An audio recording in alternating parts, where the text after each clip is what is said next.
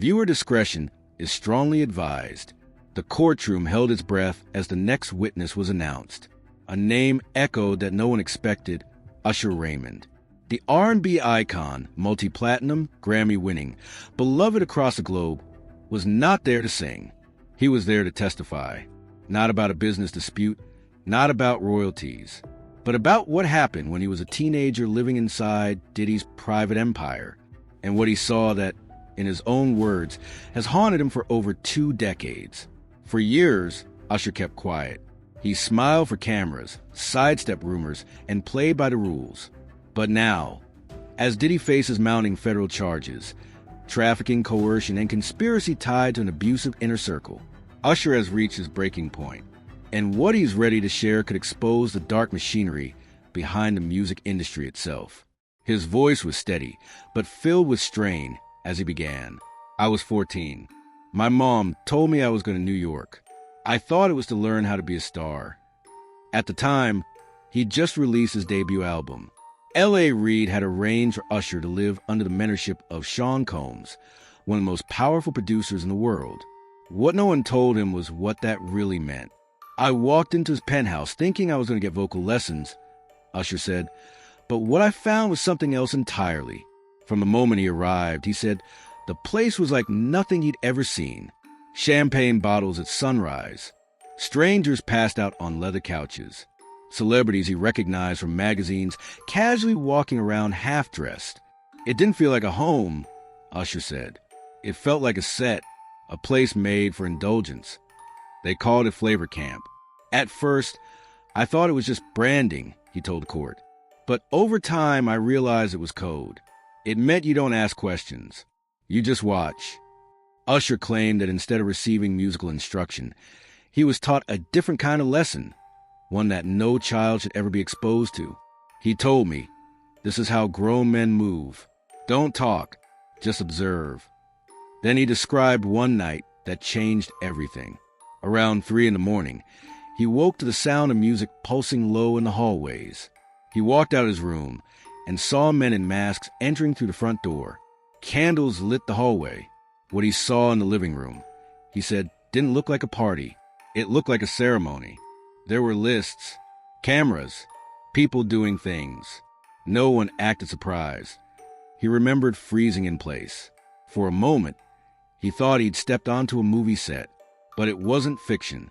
Someone told me to go back to bed, he said. I did, but I didn't sleep a minute that night. That was the moment he said the mask came off, when he began to see Diddy not as a mentor, but as something much more dangerous. And then he turned to the warnings he never got. No one told me, he said. Not the label, not my mom, not the other artists who already knew what that world really looked like. Diddy, he explained, had a way of holding control without ever raising his voice. If he liked you, he pulled you in. If he didn't, you disappeared. Usher told the court there were many others. Other young artists, assistants, drivers, musicians. Everyone saw. No one spoke. The adults failed us. Then he described a private trip that still makes his stomach turn. He was 15 when Diddy invited him to a remote island in the Caribbean. Just me, him, and a few others. No press. No cameras. He paused before continuing. I'll keep it brief, he said.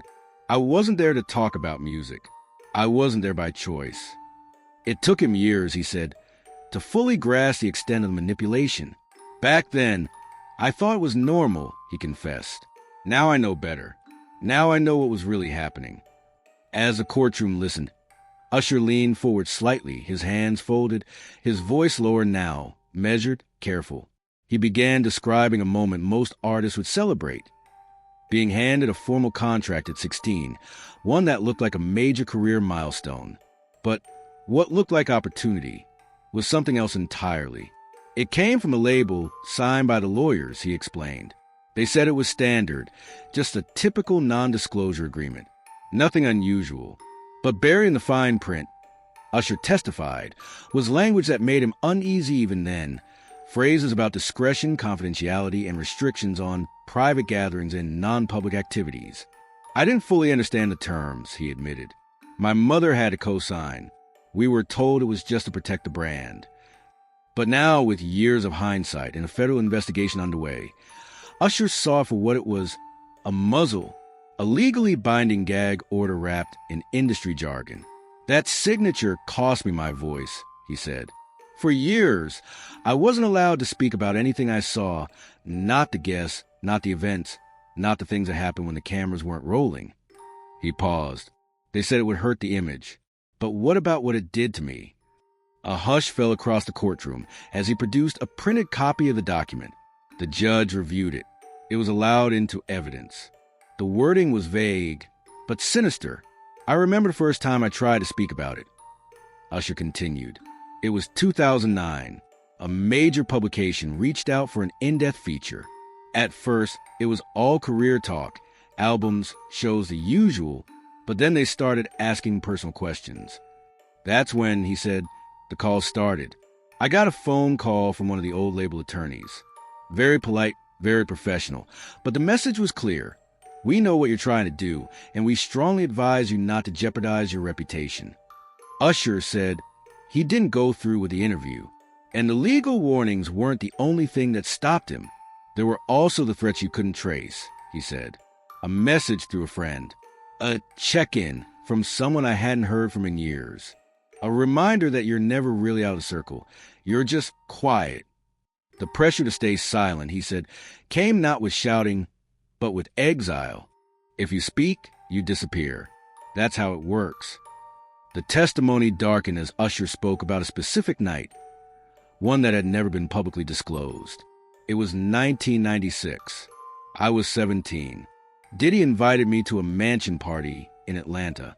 He said there'd be artists, executives, people I should meet. I thought it was business. But when he arrived, the atmosphere was off. There were no visible producers, no paperwork, just heavy security, dim lighting, and an expensive silence that seemed to smother the air. The place was massive. Marble floors, a live DJ, models everywhere. But what stood out wasn't the luxury. It was the door in the back, a guarded room, locked tight. He recalled watching as Diddy walked up, whispered something to the security guard. The lock clicked. He looked at me and said, "You're not ready for that yet," and smiled. But curiosity got the better of him. When no one was looking, he crept toward the room and nudged the door open. I didn't step inside, just enough to see. There were people wearing masks. No cameras, just eyes. I still don't know what I saw, but I know I wasn't supposed to see it. A murmur passed through the courtroom. Then Usher reached into a folder and produced several photocopied journal pages.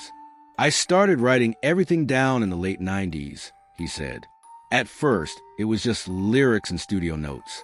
But over time, it became something else. A record.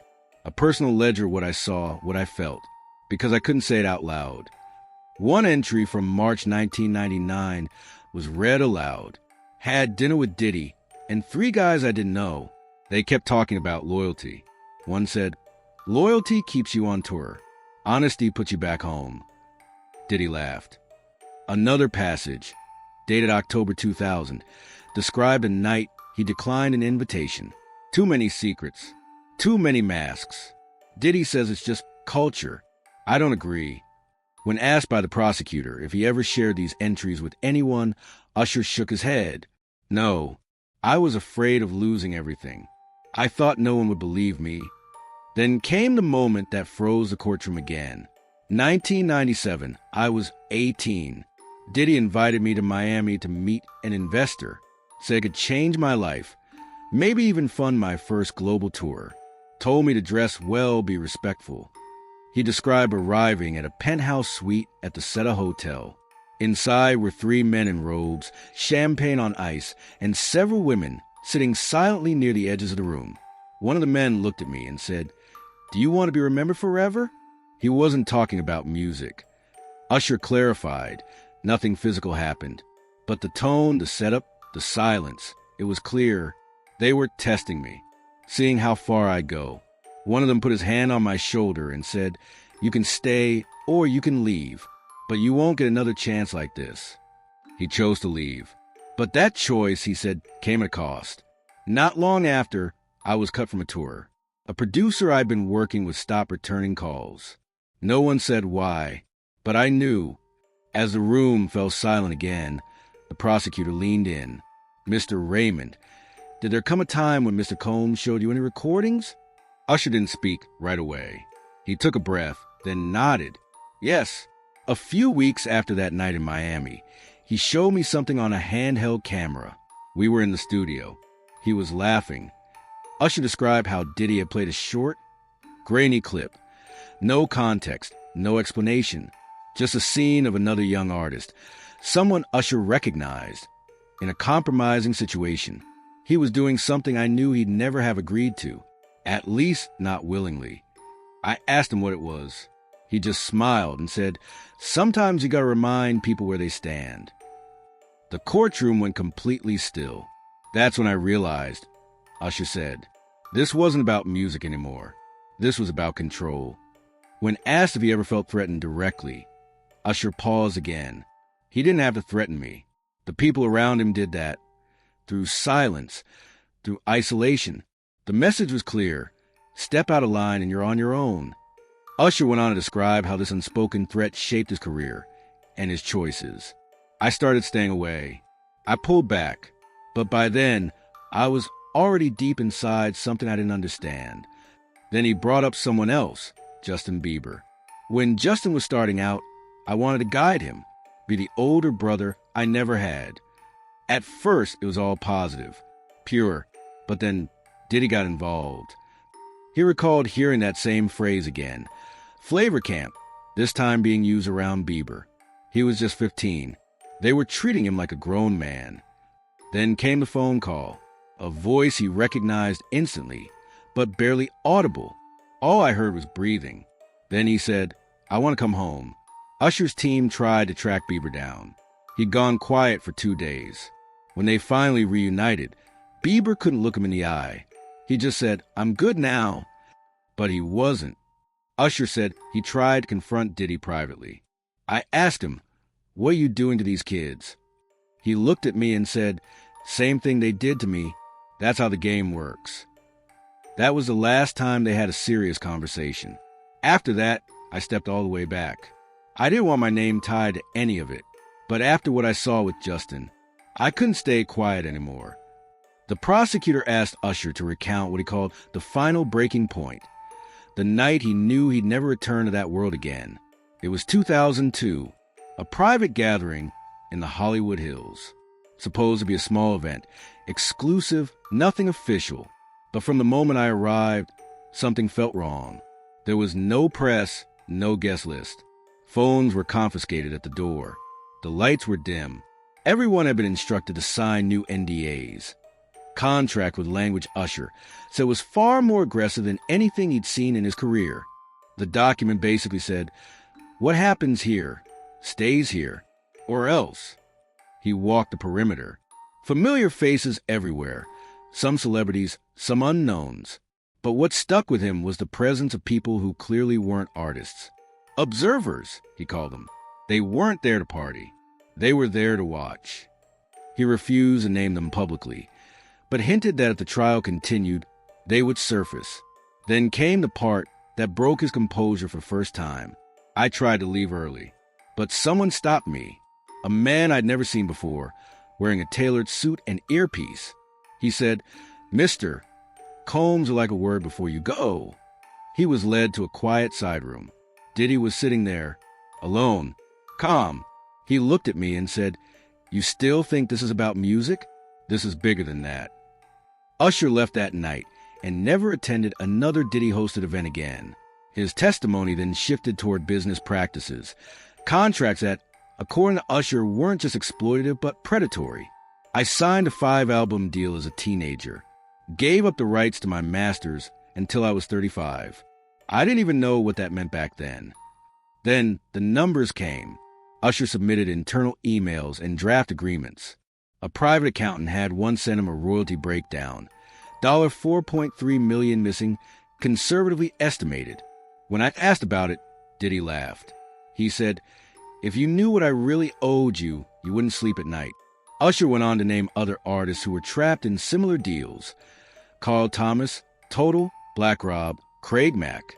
They all started with promises. But the moment they stopped playing by his rules, they were cut off. He revealed he'd even tried to organize a quiet meeting with fellow Bad Boy artists in 2011, just to compare notes, to find out who else had experienced the same kind of control. But the meeting never happened. Someone tipped him off. Even more chilling was what Usher said next.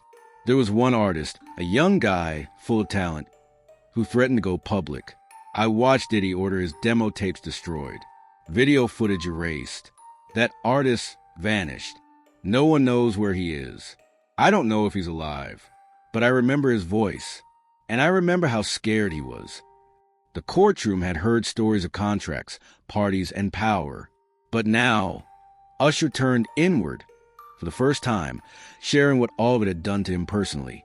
I kept thinking if I stayed silent, I could move on, be grateful, pretend none of it mattered.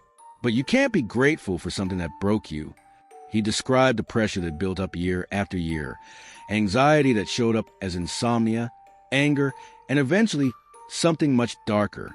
In 2001, right after my album 8701 dropped, I disappeared. People thought it was a vacation, a break from the spotlight.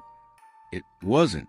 Usher revealed he had checked into a private mental health facility in Northern California under a false name, something even his inner circle didn't know. I had a panic attack in a hotel hallway. There was this smell, the same candles Diddy used to burn at his penthouse. I froze. My hands started shaking. I couldn't breathe. He was rushed to the clinic, where he stayed under observation for 5 days. What he told the in-house psychiatrist, he had never shared publicly before. I said I saw things no kid should see. I said I learned early that power means silence, and survival means smiling through it. He was diagnosed with PTSD, a revelation that stunned the courtroom and fans watching from outside. It took 2 years of therapy before I could sleep through the night without nightmares. And while Usher declined to name others, he hinted there were more young artists who went through similar things and paid the price quietly. One of them overdosed. One tried to end it. Another just disappeared. I had the money to get help. They didn't. The prosecutor asked why he hadn't spoken out earlier. Because no one would have believed me, Usher replied. In 2001, Diddy was untouchable, and I was just a kid with the voice. Usher reached into his folder one final time, pulling out a single page, an unpublished journal entry. He wrote the night he walked away from Diddy's orbit for good. I survived, Puffy. But did the kid in me survive? I still don't know. He paused. The silence in the room was absolute. Then he turned to the judge, the jury, the audience watching the live stream, and the younger generation who still idolize the industry's power players. This isn't just about one man. It's about an entire system that told kids like me to stay in line, smile for the camera, and never ask questions. We were taught that speaking out meant losing everything.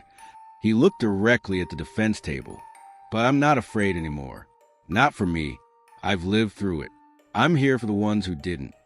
As the judge called a recess, no one moved. What began as a federal case about trafficking and coercion had shifted into something far larger, a reckoning.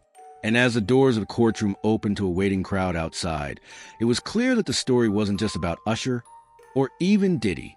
It was about the dream they sold and the silence it demanded.